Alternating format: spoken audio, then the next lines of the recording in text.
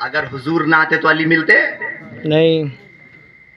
آج اسی کا شکر ادا کرنے ہم بیٹھے. بولو سبحان اللہ. سبحان اللہ. اب جس کے بات سمجھ میں آ گئی ہے وہ اندر والا بن جانا. اور سمجھ میں آنے میں بڑی دیر لگتی ہے, بگڑنے میں بہت جلدی آدمی بگڑ جاتا ہے. گھر جلدی سے توڑ تو دیتے ہیں گھر کو, لیکن بننے میں دیر لگتی ہے, کنسٹرکشن میں دیر لگتی ہے. نو پرابلم, انشاءاللہ we will construct yourselves. انشاءاللہ. We will give the reformation to the self of every Wahhabi اور دیوبندی. انشاءاللہ ہم سب کی اصلاح کریں گے. ہم اصلاح کرنے بیٹھے ہیں. اب کچھ دیوبندیوں نے کیا کہا, اور میلاد ملانا تو نبوت فی شرک فی النبوہ. شرک تو نہ کہہ پائے لیکن شرک فی النبوہ. شرک ہے, حرام ہے, بدعت ہے. شرک کا مطلب کیا ہوا؟ What do you mean by شرک؟ خدا کی ذات میں کسی کو شریک کرنا.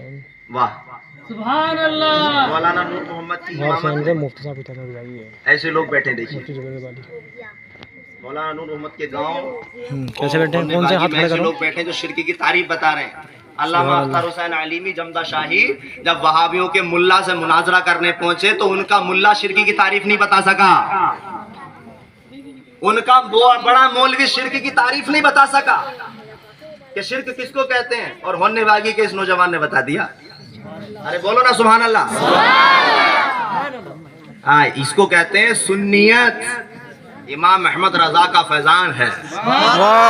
بستی بستی قریہ قریہ, بستی بستی قریہ قریہ, علم کا دریا فیض کا دریا. سبحان اللہ. یہ وہی وسیلہ ہے. دیکھیے کیسے ماشاءاللہ دماغ چل رہا ہے. تو شرک کا مطلب ہوتا ہے خدا کی ذات یا صفات میں کسی کو شریک کر دینا. یعنی جو کام صرف خدا ہی کر سکتا ہے, خدا کے علاوہ کوئی بھی نہیں کر سکتا, اس کو کسی اور کے لیے مان لینا شرک ہے. جو کام صرف خدا کر سکتا ہے اس کو کسی اور کے لیے مان لینا, جیسے کہ دنیا کو پیدا کرنا, یہ صرف کون کر سکتا ہے؟ اللہ. اللہ کے سوا کسی نے بھی کچھ بھی پیدا, اب کسی اور کو مان لینا کہ بھائی وہ بھی پیدا کر سکتا ہے, تو یہ شرک ہے. ہاں, وہی لے کے جانا چاہ رہا ہوں میں ابھی. سنو غور سے. اب ابراہیم علیہ السلام کے پاس نمرود آیا یا نمرود کے پاس ابراہیم گئے. کیا کہا ابراہیم علیہ السلام نے کہ میرا رب تو زندہ کرتا ہے اور مردہ کرتا ہے. یعنی زندہ کرتا ہے اور زندوں کو موت دے دیتا ہے, مردوں کو زندہ کر دے, میرے رب کی شان ہے. نمرود نے اسے بھی کرنا چاہا. ادھر توجہ. اب رات میں سورج نکلے گا بھی انشاءاللہ. پھر حضرت ابراہیم نے کیا کہا؟ توجہ. ابراہیم علیہ السلام نے کیا کہا کہ میرا رب, جب نمرود نے کہا تھا نا کہ میں بھی خدا ہوں, میں بھی رب ہوں, میری پوجا کرو, میری عبادت کرو, تو ابراہیم علیہ السلام نے کیا کہا تھا کہ میرا رب سورج کو کہاں سے نکالتا؟ مشرق سے نکالتا, اور مغرب میں, مشرق مانے پورب اور مغرب مانے پشچم, جدھر آپ نماز پڑھتے ہیں کھڑے ہو. میرا رب ادھر سے سورج نکالتا ہے اور ادھر چھپا دیتا ہے. توجہ کر رہے ہیں کہ نہیں؟ جی. بہت گہری بات ہے, ایسی مت سمجھو کہ صاحب شاید ہی ایسی پھر اڑ جائے گی. نہیں, آپ کے اندر بیٹھ کے جائے گی انشاءاللہ. بڑی گہری بات ہے. علماء اکرام کی توجہ. کیا کہا نمرود سے ابراہیم نے کہ میرا رب سورج کو نکالتا ہے پورب سے. کہاں سے؟ اور ڈبو دیتا ہے, چھپا دیتا ہے کہاں؟ پشچم میں. کہاں؟ یہ کام صرف کون کر سکتا ہے؟ اللہ کر سکتا ہے. کر سکتا ہے نہیں؟ اور میں نے ابھی کیا بتایا کہ جو کام اللہ کر سکتا ہو کسی اور کے لیے مان لینے سے شرک ہو جاتا ہے. اچھا کیا خدا کبھی پیدا ہوتا ہے؟ بولو نا. اور جو پیدا ہو وہ کیا خدا ہو سکتا ہے؟ اور جو خدا ہو کیا وہ پیدا ہو سکتا ہے؟ تو کسی نے اگر یہ مان لیا کہ خدا پیدا ہو گیا وہ بھی مشرک، اور کسی نے یہ مان لیا کہ جو پیدا ہوا ہے یہی خدا ہے تو وہ بھی مشرک، اس نے بھی شرک کر دیا. تو نبی تو پیدا ہوئے ہیں کہ نہیں؟ ارے ہمارے نبی پیدا ہی تو ہوئے ہیں نا. اور پیدا ہونے کو عربی میں کیا بولتے ہیں؟ میلاد. کیا بولتے ہیں؟ پیدا ہونے کو میلاد. میلاد النبی کس کی پیدائش؟ اور جسے جسے خوشی ہے وہ عید، عید میلاد النبی. تو ہمارا نبی پیدا ہوا، اب پیدا ہوا تو خدا نہیں ہے، ہمارے نبی خدا نہیں ہے. اب پھر پیچھے کو چلو تھوڑا سا بیک گیئر ڈالتے ہیں. حضرت ابراہیم نے نمرود سے کہا کہ میرا رب، توجہ مولانا نور محمد صاحب قبلہ، میرا رب کہاں سے پورب سے سورج نکالتا ہے اور پشچم میں کب ڈوبتا ہے سورج؟ عصر کے بعد. کب ڈوبتا ہے؟ یہ بھی لفظ یاد رکھانا ضروری ہے. کب ڈوبتا ہے؟ عصر کے بعد. کیا کہا؟ میرا رب سورج نکالتا ہے پورب سے اور ڈوباتا ہے پشچم میں. تو کون نکالتا ہے؟ رب. کون نکالتا ہے؟ یعنی رب کے سوا اب کوئی بھی سورج نہیں نکال سکتا. تو ابراہیم نے کیا کہا تھا؟ اے نمرود اگر تو خدا ہے تو پشچم سے نکال کے دکھا. اگر تو خدا ہے تو وہاں سے نکال جہاں ڈوبا ہے، وہاں سے نکال کے دکھا. کہاں سے؟ پشچم سے. حالانکہ سورج نکلتا کہاں سے ہے؟ پورب سے. لیکن ابراہیم نے مطالبہ کیا، اے نمرود اگر تو خدا ہے تو میرے رب کے خلاف تو پشچم سے سورج نکال کے دکھا، جدھر ڈوبتا ہے ادھر سے نکال تو میں تجھے مانوں گا. فبہت الذی کفر.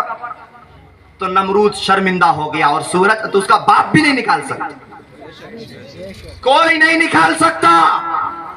نبی خدا کے علاوہ کوئی بھی سورج پشچم سے نہیں نکال سکتا. لیکن جب مقام طیبہ میں علی کے گھٹنے پر نبی کا سر رکھا ہے، سبحان اللہ، علی کے گھٹنے پر نبی کا سر رکھا ہے اور علی کی نماز عصر قضا ہو گئی اور سورج ڈوب گیا تو میرے مصطفیٰ نے اشارے سے نکال دیا. ایک منٹ، سورج نکال دیا اور خدا کے سوا کوئی سورج نہیں نکال سکتا. اور میرے نبی نے، اور نبی خدا نہیں، نبی خدا نہیں. تو کہیں ایسا نہ ہو کہ کوئی نبی کو خدا سمجھ بیٹھے، کہیں ایسا نہ ہو کہ کوئی نبی کو اللہ سمجھ بیٹھے. اور میں نے بتا دیا کہ پیدا ہونے کو میلاد بولتے ہیں. تو ہمارے بزرگوں نے کہا ارے جب عیسیٰ علیہ السلام معجزہ لے کے آئے، اندھے کی آنکھوں پہ ہاتھ پھیر دیا، اندھا ٹھیک ہو گیا، تو لوگوں نے کہا یہ انسان نہیں ہے خدا ہے. آدم علیہ السلام معجزہ لے کے آئے، کافروں نے کہا ارے تو خدا ہے. موسیٰ علیہ السلام کو بولے رہے تو خدا ہے، عزیر کو بولے رہے تو خدا ہے. معجزہ ایک نبی معجزہ لے کے آئے، اس کو خدا بولنے لگے. اور تاجدار مدینہ محمد الرسول اللہ تو خود معجزہ بن کے تشریف لائے. سبحان اللہ. تو کہیں ایسا نہ ہو کہ کوئی میرے محبوب کو بھی خدا بولنا شروع کر دے، کہیں ایسا نہ ہو کہ میرے آخری نبی کو بھی کہیں کوئی اللہ نہ مان لے. تو ہمارے بزرگوں نے کہا، خاص کر امام احمد رضا نے توجہ دلائی اور فرمایا کہ جو نبی کا میلاد منائے گا وہ کبھی نبی کو خدا مان ہی نہیں سکتا.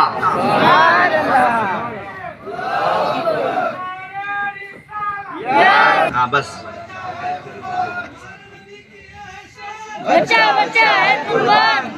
لقمہ دینا کوئی بات نہیں ہے. ارے جوش وہی جوش ہوتا ہے جس میں ہوش کھو جائے.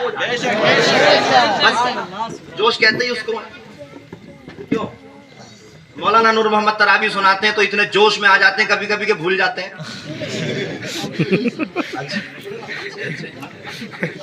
کیونکہ ہر قرآن سنانے والا بھولتا ہی ہے. مولانا نور محمد ہی نہیں، سبھی بھولتے ہیں، لیکن پھر بیک گیئر ڈالتے پھر لے کے آتے ہیں.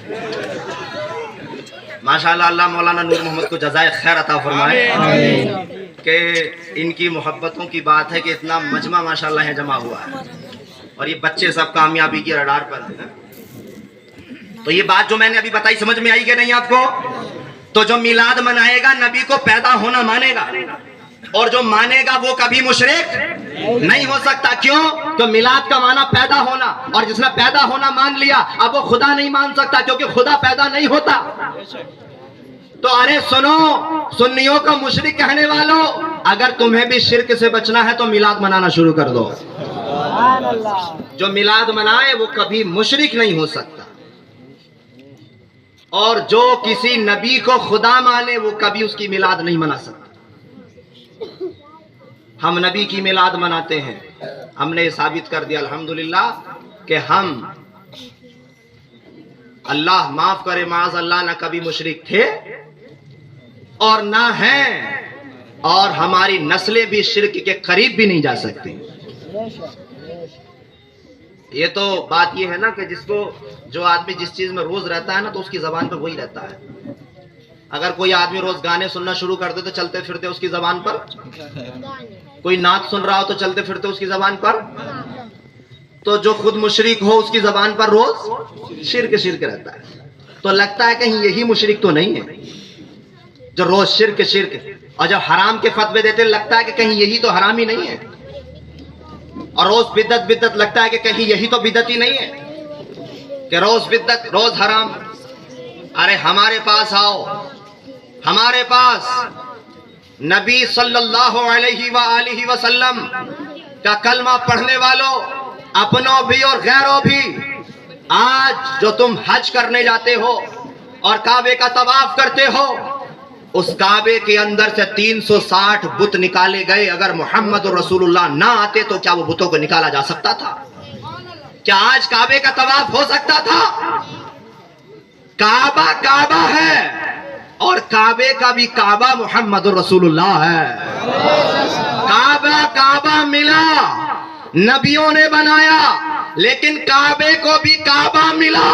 12 ربیع الاول کو امام احمد رضا بریلی سے پکارنے لگے, حاجیوں آؤ شہنشاہ کا روزہ دیکھو, اور کعبہ تو دیکھ چکے, کعبے کا کعبہ دیکھو. سبحان اللہ سبحان اللہ. تو کعبے کو کعبہ ملا, یہ بھی 12 ربیع الاول کی وجہ سے ہے. اتنی ساری وجوہات ہمارے سامنے جب آئیں کہ 12 ربیع الاول میں کیا کیا ہوا, اگر حضور نہیں آتے تو یہ سب معاملات, تو ان سب باتوں کی خوشی منانے آج ہم بیٹھے ہیں. کیا یہ خوشی غلط ہو سکتی ہے؟ بہرحال چونکہ وقت کی تو قلت نہیں ہے, لیکن کیلکولیشن میں قلت ہے اس کے حساب سے, کیونکہ مقرر خصوصی کو بیان کرنا ہے جو بڑی دور سے تشریف لائے ہیں. اور ہمارے اسٹیج پر ایک ایسے عالم تشریف فرما ہے, حضرت علامہ و مولانا مفتی عمر فاروق ازہری صاحب کی بلا. یہ سنت بن نور کے ہی رہنے والے, کرناٹک کے ہی ہیں. آپ انہیں پہچانو صحیح طریقے سے. یہ اتنی قابل ہستی ہے کہ جامعہ ازہر مصر میں پڑھ کے آئے, اور اگر عربی کی کوئی کتاب میں 2 دن میں حل کروں گا نا میں, تو حضرت اس کو 2 گھنٹے میں حل کر دیں گے. اتنی قابل ہستی ہے, آپ انہیں پہچانو, ان سے فائدہ لیں گے انشاءاللہ. دوسرے آپ کے مقرر خصوصی یہاں پر تشریف فرما, آپ کو ان کا ہی بیان سماعت کرنا ہے. اب بس میں اپنا اسٹاپ لے لیتا ہوں, اللہ جل شانہ, اور انشاءاللہ جب تک زندگی رہے گی ہم میلاد مناتے ہی رہیں گے.